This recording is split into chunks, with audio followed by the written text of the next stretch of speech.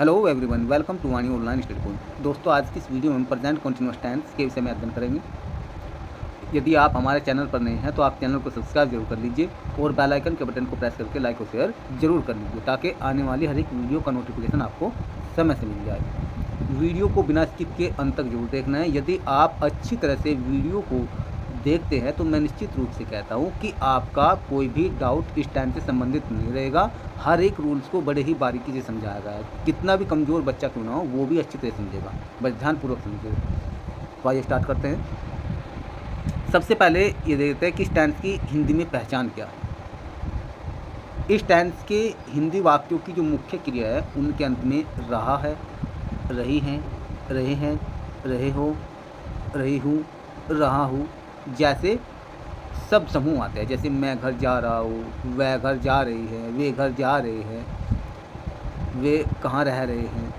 तो इस टाइप से ये जो है इसकी पहचान होती है कि इस टेंस के जो हिंदी वाक्य हैं उनके मुख्य क्रिया में क्या आता है, रहा है, रही है, रहे हैं, रहे हो, रही हूँ, रहा हूँ। ठीक है, तो ये तो एक आम तौर से नॉर्मल सी पहचान है। लेकिन यहाँ जो है इसकी वो विशिष्ट पहचान क्या होगी वो देख लेते हैं। सबसे पहले इसकी पहचान के लिए क्या होगा, एक तो ये इस टेंस का जो प्रयोग हो ऐसे कार्यों के लिए होता है जो बोलते समय जारी हो। जैसे मान लीजिए किसी ने कहा कि मैं क्रिकेट खेल रहा हूँ। अभी आप क्रिकेट खेल रहे हो, लेकिन क्या आप क्या कर रहे हो, क्रिकेट खेल रहे हो, आप स्टडी कर रहे हो, पढ़ाई कर रहे हो। तो क्या किसी ने पूछा कि आप क्या कर रहे हो, भाई मैं पढ़ाई कर रहा हूँ, तो बोलते समय काम जारी है, तो वहाँ इस टेंस का प्रयोग होता है। दूसरा, इस टेंस में ऐसे कौन कौन से एडवर्ब टाइम हैं जो इस टेंस को शो करते हैं।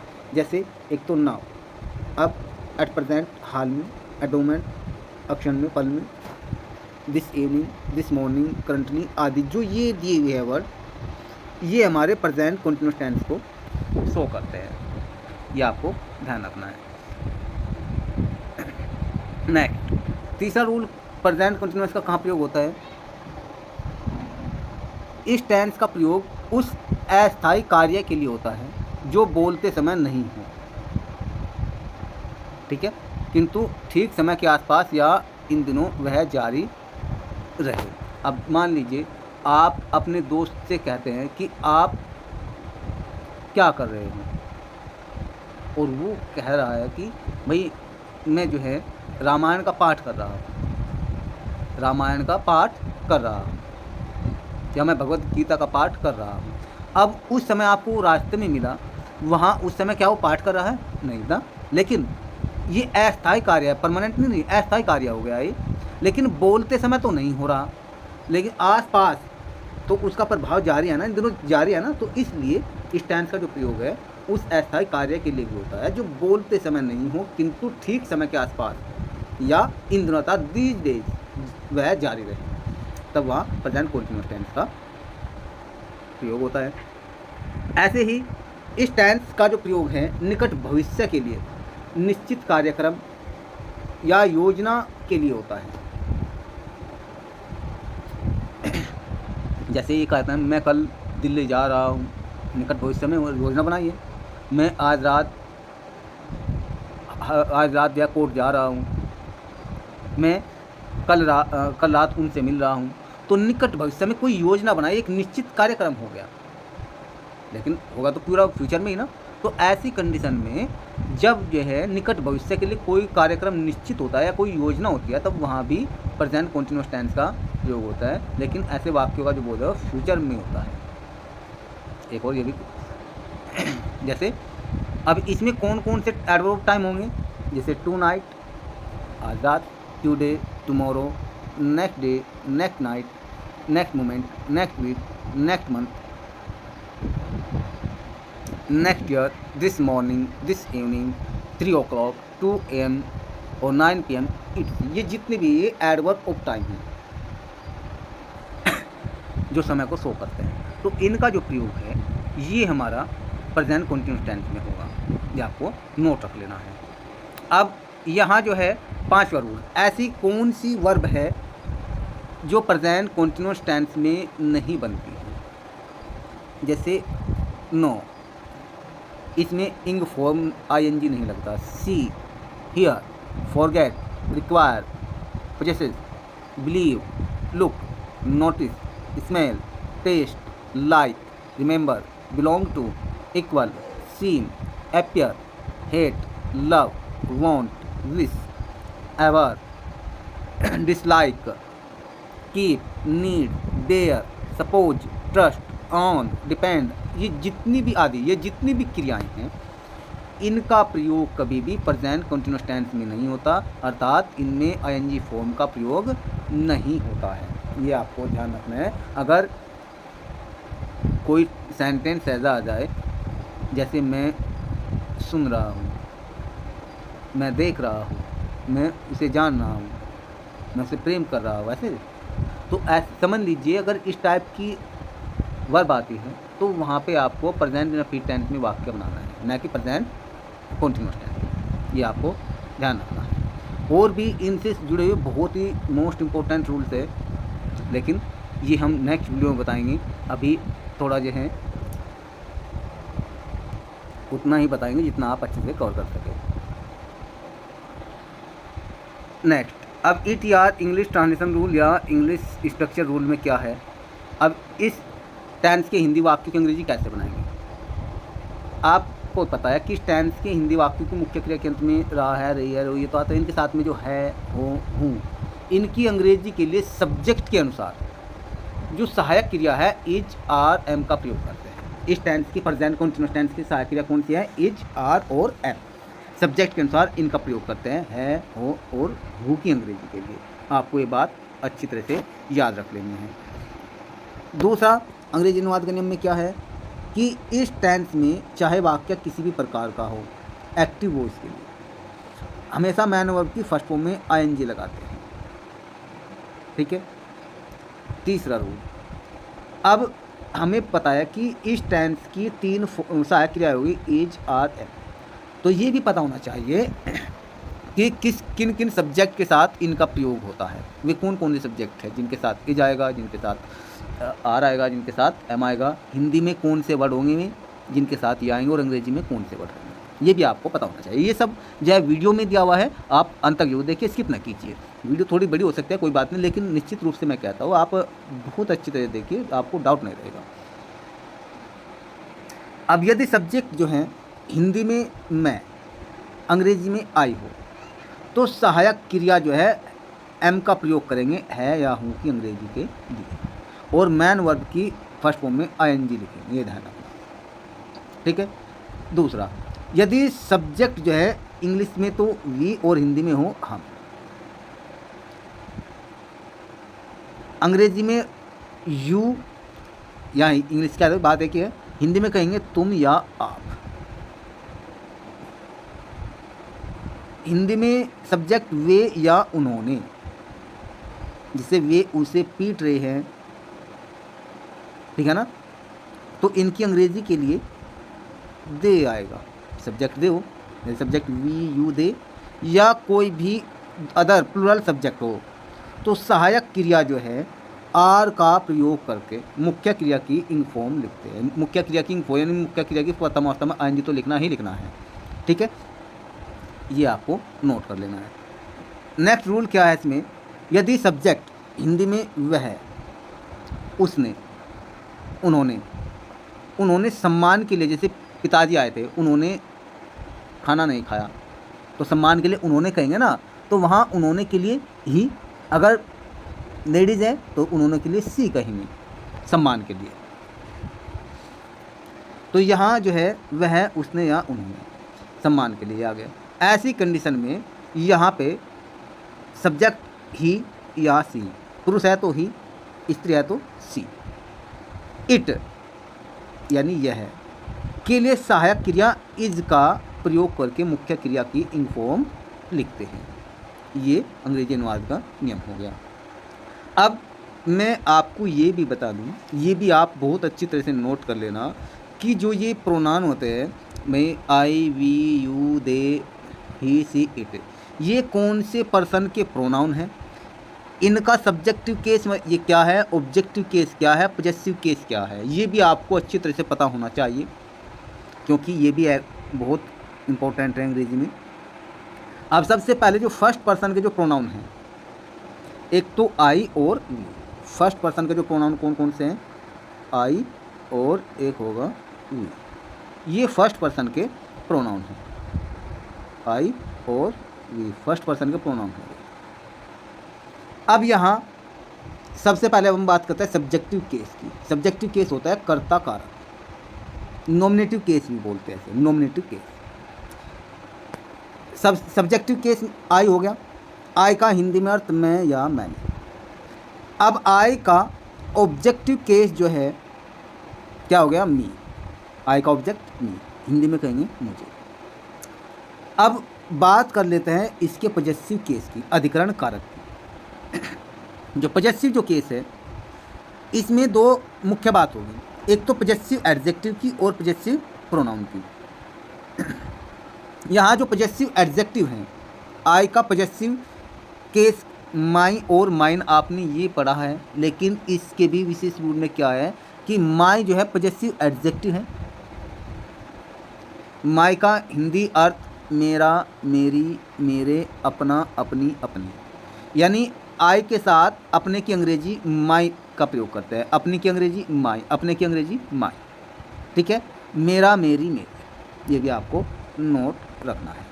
लेकिन एक ये भी आपको ध्यान रखना है कि जो माई जो होता है कभी भी अकेला नहीं आएगा, माई के साथ में कोई ना कोई नाउन जरूर आएगी, चाहे वो सिंगुलर नाउन हो चाहे वो प्लूरल नाउन हो, जैसे माई ब्रदर या माई ब्रदर्स, माई फ्रेंड या माई फ्रेंड्स, ठीक है। इस टाइप से ये भी आपको नोट करना है।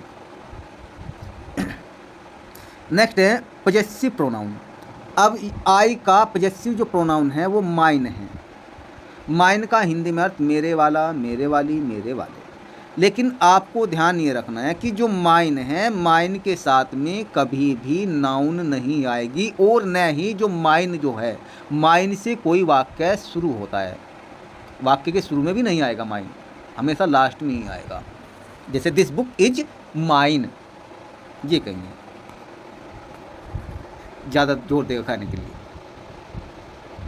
अब यहाँ जो है जैसे कहा दिस बुक इज़ माइन, यह पुस्तक मेरी है या यह पुस्तक मेरे वाली, क्या हो गया। तो यहाँ माइन स्टार्टिंग में नहीं आएगा कभी। अगर ये कहे दिस इज माइन बुक तो गलत हो जाता, तो क्या सही, या तो ये सही है इस टाइप से, या दिस इज़ माई बुक आप इस टाइप से इसे ट्रांसलेट कर सकते हो, यह मेरी पुस्तक है। ऐसे नहीं कहेंगे दिस बुक इज माइन, ऐसे नहीं कहेंगे। My friend is Mohan, my friend is Mohan, मेरा मित्र मोहन है। अगर आप ये कहे माइन फ्रेंड तब ये गलत हो जाएगा, ये भी आपको ध्यान रखना है।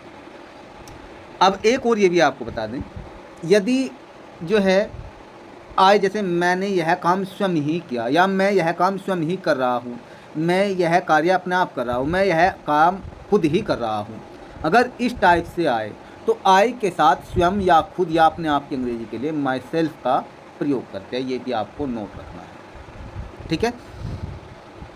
नेक्स्ट अब बात करते हैं फर्स्ट पर्सन का जो दूसरा प्रोनाउन है वो है वी, और ये वी जो है सब्जेक्टिव केस में होता है। वी का हिंदी में अर्थ हम, हमें या हमें, ठीक है। ऑब्जेक्टिव केस अस, यानी हमें हो गया। आपको ये भी ध्यान रखना है कि जो सब्जेक्टिव केस है उसकी हमेशा पहचान जो है क्वेश्चन वर्ड WHO से करते हैं, और ऑब्जेक्टिव केस की जो पहचान है वो हमेशा WHOM वूम से करते हैं। प्रोनाउन में, प्रोनाउन की बात कर रहा हूँ। अगर निर्जीव कोई वस्तु है उसकी पहचान के लिए बात करें तो वॉट से प्रयोग करेंगे, WHAT वॉट। पॉजेसिव केस जो है, पॉजेसिव केस में हमेशा जो इसकी पहचान होती है whose, WHOSE whose, WHOSE whose से करते हैं, ये आपको नोट रखना है। अब यहाँ जो है वी का पॉजेसिव एडजेक्टिव है आवर, यानी वी के साथ हमारा, हमारी, हमारे, अपना, अपनी, अपने, इनकी अंग्रेजी के लिए आवर का प्रयोग करते हैं, ठीक है। और वी आवर के साथ जो है हमेशा नाउन आएगा, ठीक है। कभी भी जो है सिंगल नहीं आता है, जैसे our friends, our sisters, our brothers, तो ये इस टाइप से। अब पजेसिव प्रोनाउन इसका क्या है? पजेसिव प्रोनाउन है इसका आवर्स। इनके साथ कभी भी नाउन नहीं आता, ये ध्यान रखना, वो पहले की तरह ही है। वी के साथ स्वयं या खुद या अपने आप की अंग्रेजी के लिए आवर सेल्व्स आता है। हम यह पुस्तक अपने आप ही लिख रहे हैं, हम यह ट्रॉली अपने आप ही भर रहे हैं या खुद ही भर रहे हैं। तो ऐसे वाक्यों में वी के साथ स्वयं या खुद या अपने आप की अंग्रेजी के लिए आवर सेल्व्स आएगा। अब नेक्स्ट बात कर लेते हैं सेकंड पर्सन का प्रोनाउन। सेकंड पर्सन का जो प्रोनाउन है वो केवल यू है। क्या है? यू। यू सेकंड पर्सन का प्रोनाउन।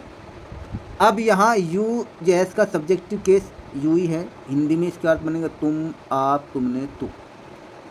ऑब्जेक्टिव केस यू का यू रहेगा और इसका हिंदी में अर्थ होगा तुम्हें। ठीक है। पजेसिव केस जो है अधिकरण जो कारक है इसका क्या हो जाएगा? अब इसमें दो प्रकार से हो जाएंगे, पजेसिव एडजेक्टिव और पजेसिव प्रोनाउन। पजेसिव एडजेक्टिव तो यू का योर हो जाएगा, योर। योर का अर्थ है तुम्हारा, तुम्हारी, तुम्हारे, आपका, आपकी, आपके, अपना, अपनी, अपने। यानी यू के साथ तुम्हारा की अंग्रेजी के लिए या तुम्हारी की, तुम्हारे, आपका, आपकी, आपके, अपना, अपनी, अपने। तुम अपना काम खुद कर रहे हो, तुम अपना काम स्वयं बिगाड़ रहे हो, तुम अपनी किस्मत आप खराब कर रहे हो। यह कह दूँ, तुम अपने भाई को पीट रहे हो। ऐसी कंडीशन में तो यू के साथ अपने की अंग्रेजी योर आती है, ये ध्यान रखना। इसके साथ में नाउन जरूर आएगी, चाहे वो सिंगुलर हो या प्लूरल हो। नेक्स्ट बात करता है पजेसिव प्रोनाउन। इसका पजेसिव प्रोनाउन होता है योर्स। इसके साथ में कभी भी नाउन नहीं आते और वाक्य के लास्ट में नहीं आता है। यू के साथ स्वयं या खुद या अपने आप की अंग्रेजी के लिए योर सेल्फ या योर सेल्फ का प्रयोग करते हैं। अब आप कहेंगे कि योर सेल्फ या योर सेल्फ ये दोनों क्यों आया? क्योंकि अगर व्यक्ति है एक तो वहाँ योर सेल्फ कहेंगे, स्वयं या खुद या अपने आप की अंग्रेजी के लिए। अगर व्यक्ति है बहुत ज़्यादा, दो या दो से अधिक, तब योर सेल्फ कहेंगे, खुद, स्वयं या अपने आप की अंग्रेजी के लिए। ये भी आपको नोट कर लेना है। अब बात करते हैं थर्ड पर्सन के प्रोनाउन की। थर्ड पर्सन के प्रोनाउन ही, सी, इट और दे। ही, सी, इट और दे। ठीक है, ये थर्ड पर्सन के प्रोनाउन होते हैं। सब्जेक्टिव केस ही, हिंदी में अर्थ वह है उसने या उन्होंने। उन्होंने सम्मान के लिए होता है, मैंने पहले ही बताया। ये पुरुषवाचक है ही, ठीक है, पुरुष के लिए प्रयोग होता है। ऑब्जेक्टिव केस इसका है हिम, हिंदी में इसका अर्थ हो गया उसे। इसका पजेसिव केस होता है हिज, पजेसिव एडजेक्टिव रहेगा ये, ठीक है। और इसका हिंदी अर्थ होगा उसका, उसकी, उसके, अपना, अपनी, अपने। यानी ही के साथ अपने की अंग्रेजी के लिए हिज का प्रयोग करते हैं और ही पुरुष के लिए प्रयोग होता है। और हिज के साथ में हमेशा नाउन आएगी, चाहे वो सिंगुलर हो या प्लूरल हो। और ही के साथ स्वयं या खुद की अंग्रेजी के लिए हिमसेल्फ का प्रयोग करते हैं, कहीं का हिमसेल्फ का। अब रिफ्लेक्सिव जो प्रोनाउन है, ये निजतावाचक जो सर्वनाम है, ये कैसे बनते हैं, इनकी अलग से वीडियो बनाएंगे हम और डिटेल में समझाएंगे। अब नेक्स्ट बात करते हैं सब्जेक्टिव केस। अभी आप सोच रहे हो कि सर ये आप जो है प्रेजेंट कंटिन्यूअस टेंस पढ़ाते पढ़ाते प्रोनाउन करा रहे हैं। नहीं, ये भी ज़रूरी है, क्योंकि कुछ बच्चे कंफ्यूज हो जाते हैं कि कहाँ इज लगाए, कहाँ आर लगाए, कहाँ एम लगाए। तो इसलिए मैंने ये इसमें इंक्लूड किया ताकि डाउट जो है आपका ना रहे। अब सी का हिंदी अर्थ वह और उसने। इसका ऑब्जेक्टिव केस क्या हो जाएगा? हर हो जाएगा, हिंदी में कहेंगे इसे उसे। इसका पजेसिव केस अब क्या होगा? पजेसिव एडजेक्टिव इसका हर है, अंग्रेजी में उसका, सी का पजेसिव केस हर, हिंदी में इसका अर्थ होगा उसका, उसकी, उसके, अपना, अपनी, अपने। यानी सी के साथ अपनी या अपने या अपनी की अंग्रेजी के लिए हर का प्रयोग करें। इसके साथ नाउन आएगी, चाहे वो सिंगुलर हो या प्लूरल हो। लेकिन पजेसिव एडजेक्टिव होता है इसका हर, इसके साथ में कभी भी नाउन नहीं आते। सी के साथ आप या स्वयं या खुद की अंग्रेजी या अपने आप की अंग्रेजी के लिए हर सेल्फ का प्रयोग करते हैं, कहेगा हर सेल्फ का। अब बात कर लेते हैं इट। सब्जेक्टिव केस इट, यह है इसके। निर्जीव वस्तु और जानवरों के लिए प्रयोग होता है, अलग से वीडियो बनाएंगे इसके लिए भी। इसका ऑब्जेक्ट इट ही होता है, हिंदी में इसे इसे कहते हैं। इसका पॉजेसिव केस इट्स होता है। ये यहाँ पोस्ट ऑफ का प्रयोग नहीं लगेगा, ये इट्स हो जाएगा, ठीक है, पोस्ट ऑफ का प्रयोग नहीं आएगा। इसका अर्थ जो है इसका, इसकी, इसके, अपना, अपनी, अपने, इट के साथ अपना, अपनी, अपने के अंग्रेजी के लिए इट्स का प्रयोग करते हैं। इट के साथ जो है अपने के अंग्रेजी इट्स आ गया, और साथ ही ये भी खुद के लिए या स्वयं या अपने आप के लिए इट्स सेल्फ का प्रयोग करेंगे, कहेंगे इट्स सेल्फ का। नेक्स्ट है यहाँ पे सब्जेक्टिव केस दे, थर्ड पर्सन का प्रोनाउन है ये भी। इसका ये प्लूरल के लिए प्रयोग होता है, हिंदी में अर्थ वे, उनके या उन्होंने, प्लूरल के लिए।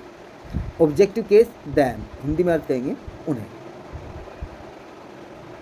पॉजेसिव केस में पॉजेसिव एडजेक्टिव इसका क्या है, देयर, हिंदी में अर्थ है इनका उनका, उनकी, उनके, अपना, अपने, अपने, यानी दे के साथ अपने या अपनी, अपने के अंग्रेजी के लिए देयर का प्रयोग करते हैं, ये भी आपको ध्यान रखना है। पॉजेसिव प्रोनाउन में इसका देयर्स हो जाएगा, इसके साथ में कभी भी नाउन नहीं आएगी, इसके साथ में हमेशा नाउन आएगी। दे के साथ स्वयं या आप या खुद की अंग्रेजी के लिए या अपने आप की अंग्रेजी के लिए दैम सेल्व्स का प्रयोग करें, कहेगा दैम सेल्व्स का, ये भी आपको ध्यान रख देना। अब बात करते हैं हम कि प्रेजेंट कॉन्टिन्यूअस टेंस की अगर वाक्य पॉजिटिव हो, पॉजिटिव सेंटेंस हो, तब उनका अंग्रेजी में अनुवाद हम करने का नियम क्या है, कैसे करते हैं। सबसे पहले सब्जेक्ट आएगा, सब्जेक्ट के अनुसार ही हेल्पिंग वर्ब इज या आर या एम आएगी। उसके बाद में मैन वर्ब की इंग फॉर्म लिखेंगे, यानी मुख्य क्रिया की प्रथमावस्था में ING लिखेंगे। फिर हमारा ऑब्जेक्ट आएगा, ऑब्जेक्ट के बाद में कॉम्प्लीमेंट आएगा, यानी यह कह सकते हैं आप लेफ्ट, यानी शेष बचा हुआ जो वाक्य है वो ऑब्जेक्ट के बाद में आएगा। अब इसका उदाहरण देख लीजिए, जैसे नैन्सी अब आ रही है, नैन्सी अब आ रही है, तो सबसे पहले क्या, नैन्सी, देखिए नैन्सी सिंगुलर है, एक नाम है, लड़की का नाम है, तो सबसे पहले क्या आएगा, नैन्सी, यानी कोई भी एक व्यक्ति का नाम हो या एक वस्तु का नाम, उसके साथ भी इज आएगा। दो या दो से अधिक है तो उनके साथ आर आएगा, ये ध्यान रखना। नैन्सी, फिर है की अंग्रेजी के लिए क्या आ जाएगा, इज, फिर आ रही, कम आना होता है, इसकी फॉर्म हो जाएगी कमिंग, फिर अब की अंग्रेजी क्या हो जाएगी, now. Nancy is coming now, अर्थात नाउ आ गया तो इसका मतलब प्रेजेंट कंटिन्यूअस टेंस में हो गया। नेक्स्ट है वे इस समय स्वेटर बुन रही हैं। सबसे पहले वे की अंग्रेजी क्या हो जाएगी, दे, फिर इधर से वाक्य को अनुवाद करना शुरू कीजिए, है की अंग्रेजी क्या हो जाएगी, आर, फिर बुन रही की नीट मन होता है बुनना पर निटिंग आ जाएगी, फिर स्वेटर्स प्लूरल हो गया, एट द मोमेंट या एट दिस टाइम या एट प्रेजेंट भी कह सकते हैं आप, ठीक है। नेक्स्ट, ये आदमी इन दिनों महाभारत पढ़ रहे हैं। अब ये देखिए, बोलते समय जो है वे महाभारत तो नहीं पढ़ रहे, जैसे सपोज कर दिया आपको कोई मिल जाए, भैया क्या कर रहे हैं, भाई रामायण का पाठ या महाभारत का पाठ, भगवत गीता का पाठ कर रहे हैं, ठीक है, या हिंदू ने दुकान चला रखे, या अचानक मिल जाए कोई व्यक्ति सामने, तो लेकिन उसका कार्य का प्रभाव जो है अभी भी है। तो ये मैंने पहले ही समझा था ना, तो यहाँ इसे कैसे ट्रांसलेट करेंगे, ये आदमी, ये की अंग्रेजी दीज आएगा, दीज, दीज, अब ये प्लूरल है तो मैन, दीज मैन, ये आदमी, फिर इधर से बनाइए, है की अंग्रेजी आर आ जाएगी, फिर पढ़ रहे, रीडिंग, क्या, महाभारत, द महाभारता, इन दिनों क्या हो जाएगी, दीज डेज, तो इस तरह से ट्रांसलेट कर सकते हैं। नेक्स्ट है मैं कल घर जा रहा हूँ, अभी गया तो नहीं, जा रहा हूँ, अभी से स्टार्ट तो नहीं हुआ, लेकिन भविष्य के लिए जो है एक पूर्ण नियोजित कार्य बना लिया, पूरा होगा भविष्य में, यानी जाने का काम स्टार्ट होगा भविष्य में, भविष्य के लिए किया जाएगा। तो इसलिए ये भी कह सकते हैं मैं कल घर जाऊँगा, मैं कल घर जाऊँगा, मैं कल घर जा रहा हूँ या मैं कल घर जाऊँगा। तो ऐसी कंडीशन में I am going home tomorrow, I am going home tomorrow, ये हो जाएगा। अब बात कर लेते हैं यदि वाक्य है नेगेटिव सेंटेंस का, नकारात्मक वाक्य, तो उसे कैसे ट्रांसलेट करेंगे। सबसे पहले क्या होगा, सबसे पहले आपका सब्जेक्ट आएगा, सब्जेक्ट के अनुसार ही हेल्पिंग वर्ब इज या आर या एम आएगी, इसके बाद में एडवर्ब नोट ये आएगा, नहीं की अंग्रेजी का, फिर मैन वर्ब की फॉर्म आएगी, फिर ऑब्जेक्ट आएगा और प्लस में शेष जो वाक्य है वो लास्ट में आएगा। अब ये हुआ अंग्रेजी अनुवाद का नियम। अब वाक्य एग्जाम्पल देख लेते हैं इसका, जैसे तुम अपना रुमाल नहीं ढूंढ रहे हो, सबसे पहले तुम की अंग्रेजी क्या हो जाएगी, यू, फिर हो की अंग्रेजी क्या हो जाएगी, आर, फिर नहीं की अंग्रेजी क्या हो जाएगी, नॉट। अब यहाँ देखिए लुकिंग फॉर, मैंने कहा था लुक में आईएनजी नहीं आता, लेकिन अब आप कहोगे इसमें तो लुक के साथ आईएनजी आ गया, आएगा क्यों? अगर ये जो है अपने साथ कोई प्रीपोजिशन ले रहे जैसे for, look into, look on, तब ऐसी कंडीशन में इनके साथ में इंग फॉर्म आएगी। ये आपको नोट रखना है, ये ध्यान रख लेना है, ठीक है ना। यहाँ इसका अर्थ होगा तलाश कर रहे हैं, सामान्य काम के लिए नहीं, कोई विशेष काम के लिए तलाश कर रहे हैं। You are not looking for your handkerchief. अब तुम अपना, मैंने ये भी कहा था तुम अपना, यू के साथ अपने की अंग्रेजी योर आएगी। योर के साथ हमेशा नाउन आता है, चाहे सिंगुलर हो या वो प्लूरल हो। You are not looking for your handkerchief, ये हो गया। नेक्स्ट है वे अपना पार्ट याद नहीं कर रहे हैं। अब 2 बार अपना आ गया, या वे अपना पार्ट याद नहीं कर रहे हैं। अब यहाँ व्यक्ति प्लूरल है, अपना जो पार्ट करें नहीं, सबका अलग अलग पार्ट हुआ, पार्ट हुए अलग अलग है, बहुवचन में है, तो इसलिए सबसे पहले वे की अंग्रेजी क्या हो जाएगी, दे, फिर है की अंग्रेजी क्या हो जाएगी, आर, फिर नहीं की अंग्रेजी क्या होगी, नॉट, फिर याद करना, याद कर रहे, लर्न में आईएनजी लग जाएगा, लर्निंग, फिर दे के साथ अपनी की अंग्रेजी देर आ जाएगी, पार्ट प्लूरल है तो लेसन्स आ जाएगा, ठीक है। ये इसका अनुवाद हो जाएगा।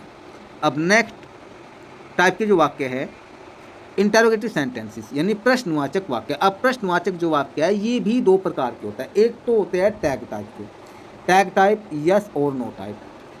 यस और नो टाइप क्यों कहा, क्योंकि ये क्या से शुरू होने वाले होते हैं। हिंदी में जो है ये क्या से शुरू होते हैं, इनका आंसर या तो हाँ में दिया जाता है या ना में। क्या तुम खाना खा रहे हो, या तो हाँ कहोगे या ना कहेंगे। क्या तुम टीवी देख रहे हो, या तो हाँ कहोगे या ना कहोगे, ठीक है। तो यहाँ इसीलिए टैग टाइप का या यस और नो टाइप के वाक्य इन्हें कहा गया, पहले टाइप के। अब इनका अंग्रेजी अनुवाद का नियम क्या है। ऐसे जो वाक्य होते हैं जो क्या से शुरू होते हैं, तो क्या के लिए हम क्वेश्चन वर्ड व्हाट का प्रयोग नहीं करते। जो स्टार्टिंग में अगर वाक्य शुरू में आ जाए, ये वाक्य के शुरू में आ जाए question word present continuous tense में क्या, तो क्या के लिए हम व्हाट का प्रयोग नहीं करते, बल्कि जो भी सब्जेक्ट दिया हुआ है, सेंटेंस का जो भी सब्जेक्ट है, सेंटेंस का जो भी सब्जेक्ट है उसी के अनुसार हेल्पिंग वर्ब इज या आर या एम का प्रयोग करेंगे। उसके बाद सब्जेक्ट, अगर वाक्य में नोट भी आया हुआ है तो आपको ध्यान रखना सब्जेक्ट के बाद में नोट लिखना है, यानी नहीं के अंग्रेजी के लिए नोट लिखना है सब्जेक्ट के बाद में। फिर मैन वर्ब की इंग फॉर्म आएगी, उसके बाद ऑब्जेक्ट आएगा प्लस कॉम्प्लीमेंट और बाद में क्वेश्चन मार्क आएगा, ठीक है। क्वेश्चन मार्क बिल्कुल भी नहीं भूलना है। अब जैसे ये कहा, एग्जाम्पल है, क्या यह नौकर ट्रक खाली कर रहा है। क्या स्टार्टिंग में आ गया, तो क्या और है, इन 2 वर्ड की अंग्रेजी स्टार्टिंग में इज आएगी। इज क्यों आएगी, क्योंकि यह नौकर सिंगुलर है, ठीक है ना। तो इज, फिर यह नौकर, this servant, is this servant, क्या यह नौकर, फिर खाली कर रहा, लोड का अर्थ है भरना लादना, पर अनलोड का अर्थ है खाली करना, तो यहाँ अनलोडिंग हो जाए, अनलोडिंग, खाली कर रहा है क्या, द ट्रक, हो गया। बाद में क्वेश्चन मार्क। अब दूसरा, क्या ये लड़कियां कक्षा में शोर नहीं मचा रही हैं। क्या ये लड़कियां, अब क्या और है, इन दोनों वर्ड की अंग्रेजी के लिए ये यहाँ पे ऑन नहीं है, ये आर आएगा, क्या आएगा, ये R, A R E, R, ठीक है, आर। इसके बाद में ये लड़कियों क्या आ जाएगी, these girls, are these girls, क्या है, ये लड़कियां। फिर नहीं की अंग्रेजी नॉट, मेकिंग ए नॉइज, शोर मचा रही, इन द क्लास, कक्षा में, तो ये इसकी अंग्रेजी हो जाएगी। अब यहाँ दूसरे टाइप का वाक्य शुरू होते हैं। दूसरे टाइप के वाक्य है WH टाइप के, यानी जिन वाक्यों के बीच में प्रश्नवाचक शब्द कब, क्यों, कहाँ, कैसे, कब की अंग्रेजी क्या आ गई, व्हेन, क्यों की अंग्रेजी व्हाई, कहाँ की अंग्रेजी वेयर, कैसे की अंग्रेजी हाउ, कितनी, कितने, कितना। अब यहाँ इसकी अंग्रेजी के लिए एक तो हाउ मच होता है, HOW, how, MUCH, how much. एक इसके लिए होता है how many, HOW, how many, MANY, how many.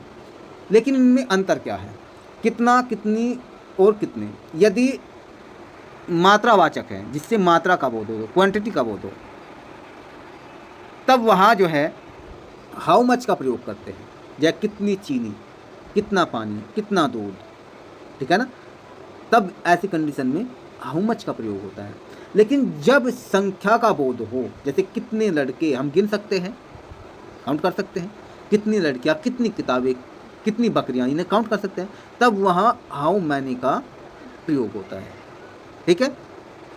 अब फिर कौन सा, कौन सी, कौन से, कौन सा, कौन सी, और यहाँ है कौन से, क्या कहें, कौन से, इसके लिए प्रयोग होता है विच। कौन या किसने, इसके लिए प्रयोग होता है अंग्रेजी में हु, WHO, हु। किसे, WHOM, whom। फिर किसका, WHOSE, whose, किसकी, किसके, whose। ये जो है इंग्लिश वर्ड भी हो गए और हिंदी में भी हो गए। अगर इस टाइप के वाक्य है तो सबसे पहले हम क्या करेंगे, जो भी सेंटेंस होगा और उस सेंटेंस में जो भी क्वेश्चन वर्ड वाक्य के बीच में दिया हुआ होगा, सबसे पहले उस क्वेश्चन वर्ड की अंग्रेजी लिखेंगे। फिर वाक्य के सब्जेक्ट के अनुसार हम जो है हेल्पिंग वर्ब इज या आर या एम लिखेंगे। फिर उसके बाद में सब्जेक्ट लिखेंगे। अगर वाक्य में नहीं है तो सब्जेक्ट के बाद में नोट लिखेंगे, ये आपको ध्यान रखना है। फिर मैन वर्ब की इंग फॉर्म लिखेंगे, उसके बाद ऑब्जेक्ट लिखेंगे, फिर कॉम्प्लीमेंट और बाद में क्वेश्चन मार्क आएगा। जैसे कौन पढ़ रहा है, वो इज टीचिंग। ये मैंने कहा वो कौन पढ़ रहा है, ये पढ़ने पढ़ा रहा है, कौन पढ़ा रहा है, कौन पढ़ा रहा है, तो वो इज टीचिंग, ठीक है, ये हो गया। अब यहाँ पे कौन की अंग्रेजी क्या होगी, हु, है की अंग्रेजी क्या होगी, इज। अब टीचिंग, अगर कौन कौन पढ़ा रहे हैं तब आ रहा जाता, ये भी आपको ध्यान रखना है। नेक्स्ट है, तुम कितनी किताबें खरीद रहे हो, कितनी किताबें, सबसे पहले कितनी किताबें, अब यहाँ कितनी आ गया, कितनी के लिए हाउ मैनी आया, क्योंकि किताबें हम गिन सकते हैं, हाउ मैनी बुक्स, कितनी किताबें। फिर हो की अंग्रेजी के लिए आर आ जाएगा, फिर सब्जेक्ट क्या इसमें यू आ जाएगा, फिर मुख्य काम क्या है यहाँ पे खरीदना, तो buying, how many books are you buying, आप कितनी किताबें खरीद रहे हैं। नेक्स्ट है, रेशमा अपनी आँखों से क्यों नहीं देख रही है। अब सबसे पहले इसमें जो क्वेश्चन वर्ड है, क्योंकि अंग्रेजी स्टार्टिंग में जो है, अब यहाँ देखिए, अब ये वाक्य तो बन रहा है प्रेजेंट कंटीन्यूअस टेंस में, लेकिन देख रही है सामान्य तौर पर है, सर से तो कोई उद्देश्य नहीं है, ऐसी है सामान्य सर से तौर पर। तो ऐसी कंडीशन में ये वाक्य प्रेजेंट कंटीन्यूअस टेंस में नहीं बनेगा, ये प्रेजेंट इनडेफिनिट टेंस से बनेगा। Why does Reshma not see with her eyes, तब ये ऐसे बनेगा, ठीक है ना, क्योंकि सी आया है, कोई उद्देश्य नहीं है, नॉर्मल सी बात है, इसलिए प्रेजेंट इनडेफिनिट टेंस में बनेगा, सिंपल प्रेजेंट टेंस भी आप कह सकते हैं। तो ये हुआ आपका प्रेजेंट कंटीन्यूअस टेंस, विशेष पहचान के साथ भी, और साथ साथ में जो प्रोनाउन से संबंधित रूल्स है वे भी बताए हुए हैं। आप इन्हें अच्छी तरह से याद कर लेना। यदि आप इस टेंस से संबंधित और प्रोनाउन से संबंधित या पार्ट्स ऑफ स्पीच से संबंधित और ज़्यादा डिटेल चाहते हैं तो आप हमें कमेंट बॉक्स में SMS कीजिए, कमेंट कीजिए, हमें बताइए, हम और वीडियो लेकर आएंगे, डिटेल में लेकर आएंगे। वीडियो को अंत तक देखने के लिए बहुत बहुत धन्यवाद। आपका दिन शुभ हो, आप लाइफ में सक्सेस हो, सफल हो। जय हिंद।